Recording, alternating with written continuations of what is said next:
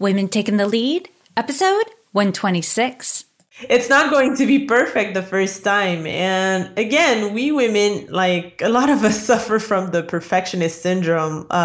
We always want to redo or rewrite or re-record or, and then those re makes us like lose so much time and just put it out there.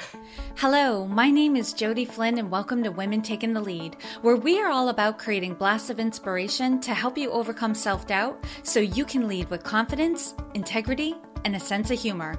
Head over to womentakingthelead.com to join the community and get the resources to support you on your leadership journey. Now, your future awaits, so let's get started.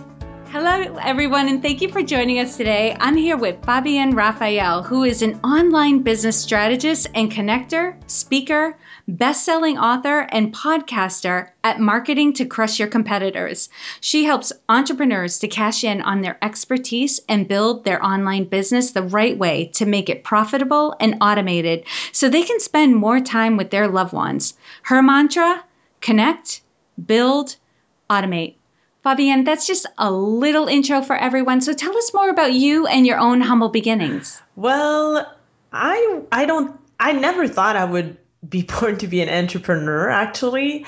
I was raised by parents who really believed into the 9 to 5 and getting a job that you love and stay there for 30, 35 years and then retire and be secured for your old days.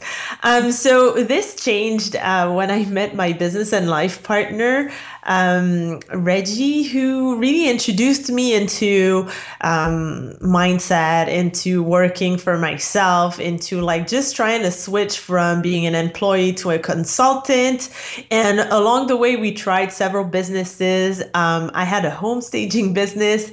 And at a certain point, we found out about this huge marketing conference where I attended, and I realized that, oh my God, this marketing thing, we didn't know anything about it. And of course, we weren't applying any of it. So that's why the businesses before didn't work. And that home staging business was not at the result that I expected. So basically along the way, we did some changes to that business and it went a bit better. But then afterwards, I was like, wait a minute, there's something to be done there. Let me help entrepreneurs build their online business the right way and using the right strategies, because there are too many people that didn't know about it and still don't. They know about marketing, but not necessarily apply it the best way. So I'm helping people with that now. Mm-hmm. And as a business owner, marketing can feel like such a murky world, especially at the beginning. And I love marketing. I would say if I wasn't coaching, I would probably be in some sort of marketing because I'm fascinated by it. But it's more of a hobby or a component of my business right now. That's where I express my passion. But when I first started my business, it was so confusing and I wasn't sure what I should be doing, what I shouldn't be doing. So it's really great that there are people out there like you who really understand the intricacies of marketing and can make it simple for people like me, especially when you have to hit the ground running in a business, and a lot of people do. Yeah, exactly. And if I can add, I mean, you have to become as a business owner, a marketer of your products or services. So that's how people can gain that success that they're aiming for. And sometimes people, they're brilliant. They have the best product, or they have a certain way of explaining stuff that nobody else does. But then their marketing is not good enough. So what happens is that it's as if they speak in an empty room and they're all discouraged and they think their business is not working. But most of it is because the marketing is not well established. Oh, that's really great. And that's an important distinction to make that, and for those of you who are listening, if any of you are business owners and you feel like your business just isn't gaining any traction, because I know some of my clients, this is the case for them too. It's not that your service or your product isn't absolutely exceptional. In fact, it probably is. It's that you're speaking to an empty room. Like the people who need your product or services the most don't know about you. Exactly. And so you're not getting hired. It's not that you're not good. It's that the people who need to hire you don't know about you yet. So Fabienne, thank you. That was a great intro into what you do in the world and how you're helping people. And now I'm just going to transition a little bit because now you're kind of there. You're experiencing a lot of success. You and I chatted before the call because we actually happened to have met, but didn't know it really. Yeah. We were like making the connection before the call that we had met a few years ago at a conference that was in Portland, Maine. And at that time, you were just starting your podcast. And of course, it was a lot of work and you were trying to get traction. And you were saying that now you're just so happy with where you are and all the work that you're doing, has come to fruition and has manifested a lot of really great results for you. So I know you've gained success and you've gained confidence, but I'd like you to take us back to a time in your life when you were playing small, where you undervalued yourself and your capabilities in some way. And for a lot of people, it's not until later that they look back in retrospect and think, oh my goodness, I was capable of so much more than I gave myself credit for. Yeah. So share with us the story and the lessons you've learned. Yeah, well, I think a lot of women will relate to that because a lot of women have that issue. At a certain point, I was very scared to put myself out there. And I had a strong issue with what people would say. Because, either like when we grow up in our system, there's always like a teacher or an uncle, an aunt, or a bad friend that tells you stuff that you start to believe. And then what happens is that it doesn't kill you, but it silences. Let's say it silences your true self, right? Because you're like, well, this person or this other person didn't really enjoy me being myself. So let me hide it and let me just try to fit in, right? So for a long time, I think I struggle with that, trying to fit in and try to just please everybody and not necessarily expressing who I truly was. And I guess it has to do with a low self-esteem. And I think a lot of people struggle with that.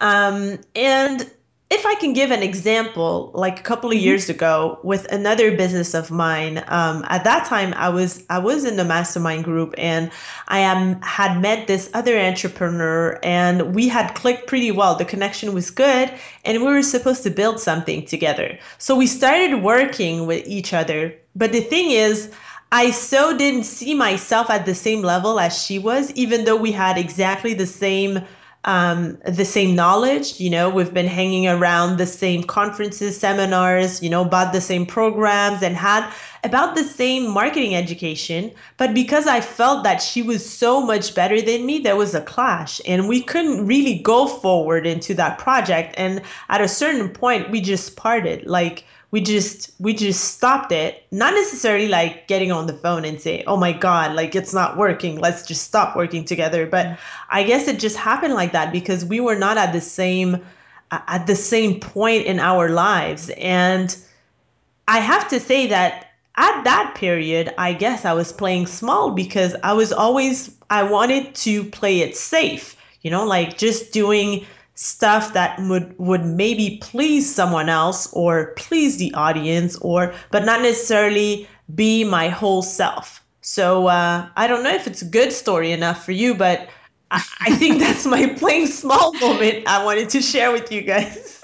Yeah. And you know what, Fabienne, what I'm hearing in your story is because you weren't completely owning, right, everything that you were bringing to the table, right? It created some inner conflict working with this other person, right? Because you didn't feel good when you were around this person. Exactly. And it was like kind of like self-sabotaging. Yes. Yeah, that's what it was. I definitely heard that in your story that, sometimes it can be ourselves. Like oftentimes we're creating the conflict that we're finding out in the world. And if other people are making us uncomfortable, like I always love that poem. I think it's called the Desiderata, where it says, don't compare yourself to other people because then all you'll see around you is people who are making it, who are making it better than you are, or people that you find pitiful, right? And that's not a good way to go through life. Absolutely not. So we have to own what we bring to the table and know that we're just as good at other people. I mean, some people might have more training than we do or more experience than we do, but that doesn't mean that we're less than that person or that we can't contribute something incredibly valuable to a project. It's very well said. Oh, thank you.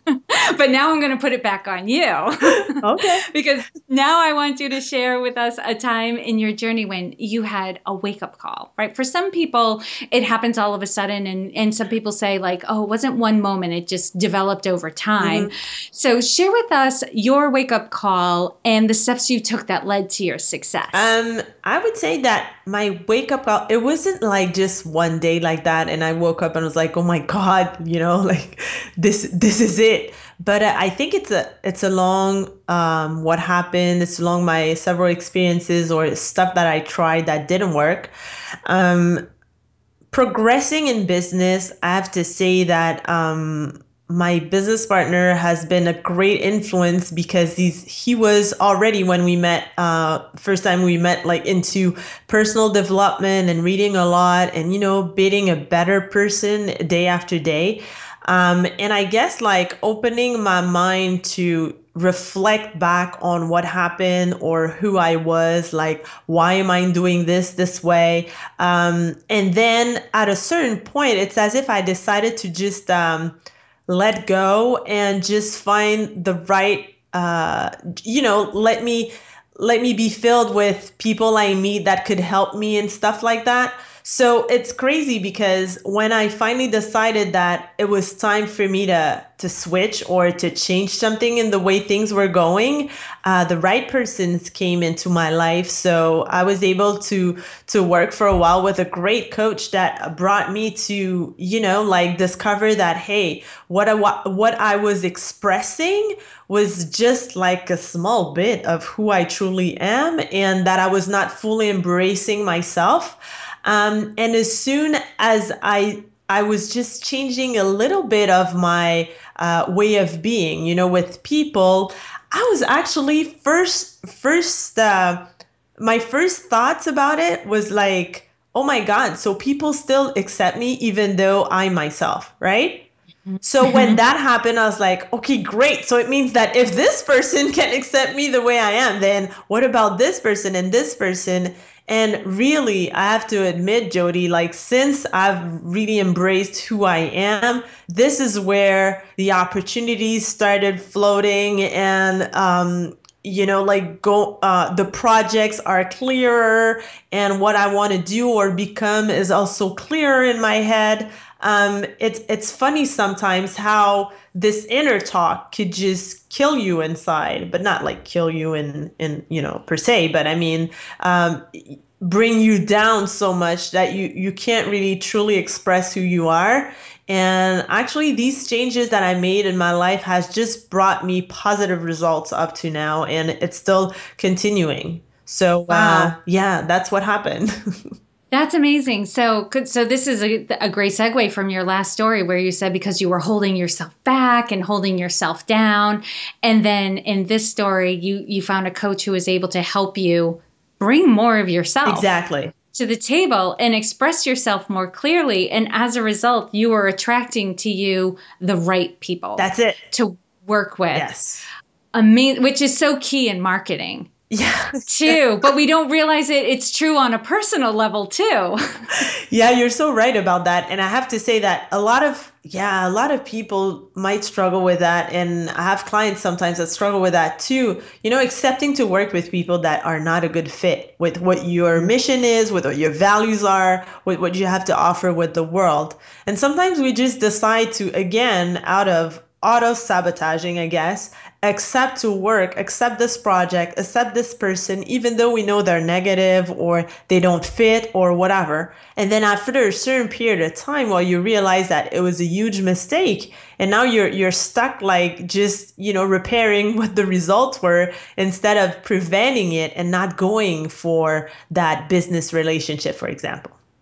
Yeah. And when you have people around you, be it personal or business, that you don't exactly click with, it takes more Oh, energy. yeah, And I think this absolutely. is what you were pointing to, where you Yes. had to constantly think about what you were going to say and how you were going to say it. So, and as a result, you didn't feel like you were being very clear. But when you stopped worrying about that, your communication was much more clear, much more direct.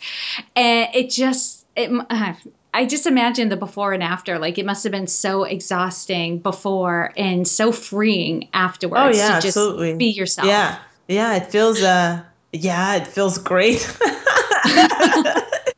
I can hear it in your voice. And this is actually a great segue, so we can talk more about your style and what you're bringing to the table now. Because I want to hear about your leadership style, right? Because we're all different. We're all going to lead a little bit differently because our personalities are different, our strengths are different, our interests are different.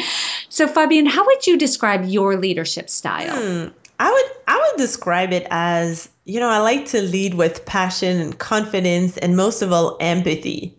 I have this strong talent of being able to put myself at the place of the other person I'm serving. I guess this has to do with my physical therapy degree, because I had that degree, a bachelor's in physical therapy. And, like when you're in front of someone and you want to help them gaining better health and everything, well, you have to be a great listener and you have to be able to understand what they're going through. Not necessarily go through it yourself, but I mean, put yourself at the place of the other person. And I'm very sensitive to what my audience is feeling and what they need, or, when I'm in a coaching situation, like really listening and also learning myself, because you learn stuff. Let's say I learn about marketing, I learn about these strategies, but it's one case after the other. I can't just say this is a great fit for you, and because it's a great fit for you, it's going to be a great fit for everybody, because everybody's different. So I have to adjust with everybody and, have the message that fits them, not a universal message that would fit anybody. So I would say that my strength as a leader is to be empathetic, but also like transmit my passion and being a very confident person. It's so funny because in my small moment when I spoke to you about like a few minutes ago, it was like I was really not having that great self-confidence. So I had a low self-esteem, but now I have to say, because I embrace myself even more, I'm able to actually transmit that to the other people. And these are the comments I get a lot. We feel like we need to follow you, or we feel that, like we want to go there with you because you inspire us or you have this impact. And that's what I want, to have an impact in the world, because we all want that as business owners. We want to change the world. And Yeah. as much as I can do it, and as much as I can say, even if it's just one person that really I changed someone's life, well, I mean, my purpose in life has been completed, because, I helped someone feel better, succeed in business, be themselves and attract the right clientele and all of that. Yeah, you definitely infuse those qualities out into the person you're talking to, because I feel it too. And it kind of backs up like my own personal philosophy and how I'm working with my clients, where I say, whatever you've got going on in your internal world, like human beings, we're like projectors and we project what's going on in our inner world out into the world. And so however we're feeling, like that is like an energy wave that goes before us, and other people pick up on it and they feel it. So I can definitely see that, like, you are very confident, you're very self-assured, that when you're working with somebody, you infuse them with that. And I have to say, passion, confidence, and empathy, those are characteristics and traits that really like round each other out very nicely. Because sometimes I think if we have too much confidence without empathy, people can think we're arrogant. Yeah, exactly. right? Yeah. And vice versa. If we have empathy without confidence, people think that they can walk all over us. Yeah. Right. Yeah. So you have those nice traits that round each other out, so that like it's what you talked about before. This is kind of a trend that is going on here, is that like you're bringing forth the whole package and not just part of it. Mm-hmm. Yeah. I love that. Yeah. I bring my whole self into it. Yes, you do. Yeah. I love that. And Fabienne, what is one thing you're working on right now that you're really excited about? Well, I had my podcast for a while, and I'm about to publish episode 200. Wow, congratulations. Thank you. So it's going to be May 17th, and I'm doing something huge about it. So since I think our episode is going to be published after I publish that episode, I will send people back to it. So I'll be able, maybe you could edit this part out, Jody, but I will be able to send you the link of where people should go to get like all the special things about that episode. Yep. So if anyone's listening right now, that link is going to already be in the show notes waiting for you. So yes, that is perfect. So that's really exciting. So what would you say has been, if you could say one thing you've really gotten out of the podcast, it could be a tangible or intangible thing. What would you say that was? Oh my gosh, strong connection with a tremendous amount of brilliant people. I interviewed up to now like close to 200 people, and from all around the world, from all different backgrounds, like not necessarily at the same level of business, not the same expertise. And bottom line, everybody wants to connect with people. And that's the whole thing. Sometimes we forget as online business owners, we stay hidden behind the computer and just type and socialize on social media, whatever. But when you actually speak to someone live, or you meet them live, or you Skype with them and see their face, or, get them on an interview like we're doing now, there's this extra bit of connection that you will never be able to get wherever on social media, typing on your computer, Right. Yes. Tweeting and mentioning each other and that sort of thing. And that's fun. I do those things too. And I actually get a kick and get a charge, because with some of my community, that's how we're communicating. But it's always nice to get extra layer of connection. And I love that too, because, the message that can be translated too is that, you started your podcast, you didn't know what was going to come of it. I mean, I'm sure you had big goals and big dreams for it, but you just started doing one episode at a time. Yes. Trying to get the best people on that could provide value for you and your community. And it has just grown into this amazing thing. Yeah, that's exactly it. Yes.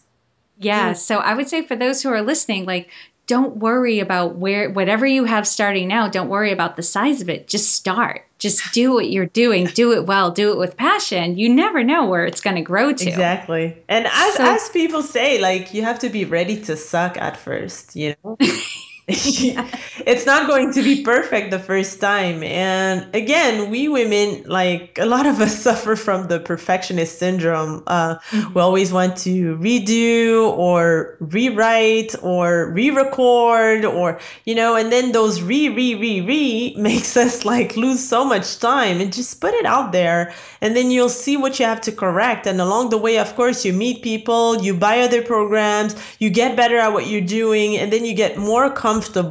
And at a certain point, yes, you find your voice. I'm always laughing because if people go back to my first podcast episode, oh my God, I just don't sound like this. I sound like someone who's hidden in a little corner and talking very with a shy voice and almost scared to to bother anyone. But along the way, with all those people that I met and the experience I gained and the knowledge that I got out of it and out of studying, well, I can say that today what you listen to even right now is completely myself. And you listen to my podcast, that's the same person you're going to get. You meet me live, it's still the same person. So it's either you like me or you don't, but there's no disconnect there. I love that. I love the saying, every master was once a disaster. I love that. And I try to embrace that, like whatever I'm doing, because, I found in my business, there's always a new area I'm looking to expand into, or is good for my business or good for my clients, that I expand into this new area. But I normally don't know what I'm doing at first. And it takes research and practice and stuff. But I think I've gotten to a place where I'm okay with not being that great at first. Yeah. Knowing that I can get better. And that's great, actually. That's called the wanting to learn and wanting to become better day after day. Love it. Great mantra. All right, Fabienne, now I'm going to do a quick leadership roundup. So tell us, what is one practice you have that helps to make you a better leader? Listening. Say more about that. How do you go about practicing listening? Practicing listening. I know. Just don't say anything. Just open my ears and listen. No, but really, and this has had come probably with my physical therapy experience, but more than that, with the mindset reading and mindset like education that I continue to get like day after day by reading and listening to programs about it, or just attending seminars about it. Sometimes when the thing is, the human being is so selfish. And, like, let's say just Facebook, it's all about the selfies and it's all about look at me and pick me and whatever. It's as if like we have forgotten along the way that we can't live on our own. It's called a society. You can't just be yourself and that's it. So sometimes, I don't know if it ever happened to you, but like when you're talking to someone, let's say you meet at a networking event, first time that you speak, and you're talking to people not listening to you, what they're going to do is right after you finish what you have to say, they're going to talk about themselves. Right after you finish your sentence, they won't even comment on it, but they'll say something else. Or if you say something that you've done that you're very proud of, well, they will say something else that they're even more proud of to show that they're better than you and something like that. So it happens too often. Instead, if you just like shut down this urge of talking about yourself and just bringing on another question about the person, then it shows that you're completely and sincerely interested into the person. But I mean, when you do it, you got to be into it. Like, you got to be sincere about it, because if not, it's going to sound fake. But I have to say that the listening that I have now is that I'm able to sit, listen, and get the information, ask for more details, or, comment on something that a person did, give compliments, like put the conversation around the person I'm trying to understand who that person is, or what the qualities of that person are, and it all has to do with great connection. And after that, it could lead to a great relationship. But the foundation of it is that you have to be sincerely interested into knowing about others, or else, nobody will ever want to help you, or they'll just find that you're a bragging person. Yeah, I loved how you summed it up right there. Being sincerely interested in the other person really helps you develop the practice of listening. That's perfect. And Fabienne, what is one book that you would recommend to a woman to help her develop her leadership? The 10X Rule by Grant Cardone. I don't know if you know this book, but no. Oh my God. Like it could be rough sometimes, like for us women, because it's been written by a man, obviously, but it shakes you up. Like it just shows you that, hey, stop, not wanting to do this because of this and that, but just act on it. And the 10X rule has to do with how to be, yes, a great leader, but a successful entrepreneur wanting to go that extra mile than anybody else. So if all your competitors just do, read a book a week, well, read 3 a week, like it just pushes you to go like above what everybody else is doing, and realize that your true gift in life, you need to really explore it pretty well and just go with it like 100, 200, 3%, Mm-hmm. So that's what this book is about. And I really, really loved it. Awesome. And Fabienne, what advice would you give your younger self? Just do it. That's it. Make it happen. I had a journal that was the quote on it. It was exactly what I needed at that time. Make it happen. Like stop saying, it's not the right time. It's not the right, just do it and then see what happens. Love it. Now share with us a success quote or a mantra and why it has meaning for you. It's from Jim Rohn, and it goes like this: success is something you attract by the person you become. And I think it really represents my story up to now. And yeah, and if you rewind this podcast episode and listen to how my self-esteem was low and how it changed, well, it's exactly what happened to me. Like as soon as I decided to become a better person or become my whole self, then I attracted the right things for me. And lastly, Fabienne, what is the best way for this community to connect with you? Well, actually, I would invite you to go join my Facebook group called Connect, Build, Automate, like my mantra. I would love to have people there, to like extra people. I have people on the group already, but like as I said before, like-minded people, a community, like we all live together as a society, and we are driven by the fact that other people are experiencing exactly the same stuff as we are, and we could use that energy to help each other grow. So Connect, Build, Automate on Facebook. And then, of course, I'll send you the link for the 200th episode special. Love it. Awesome. And for those of you listening, you can find all the links and resources shared in this episode at womentakingthelead.com. And Fabienne, thank you so much for taking the time to inspire and enlighten us. We are all better for having met you. Oh, thank you, Jody. It was my pleasure to be here, and I really appreciated to be on your show today. Thank you for joining me on Women Taking the Lead. Are you ready to take the lead in your own life but need some support? Head over to womentakingthelead.com/contact to introduce yourself. And to strengthen you on your leadership journey, I'd like to send you off with a quote from Marianne Williamson. Our deepest fear is not that we are inadequate. Our deepest fear is that we are powerful beyond measure. It is our light, not our darkness, that most frightens us. We ask ourselves, who am I to be brilliant, gorgeous, talented, fabulous? Actually, who are you not to be? You are a child of God. Your playing small does not serve the world. There is nothing enlightened about shrinking so that other people won't feel insecure around you. We are all meant to shine as children do. We were born to make manifest the glory of God that is within us. It's not just in some of us, it's in everyone. And as we let our own light shine, we unconsciously give other people permission to do the same. As we are liberated from our own fear, our presence automatically liberates others. Again, thank you for joining with me, and here's to your success.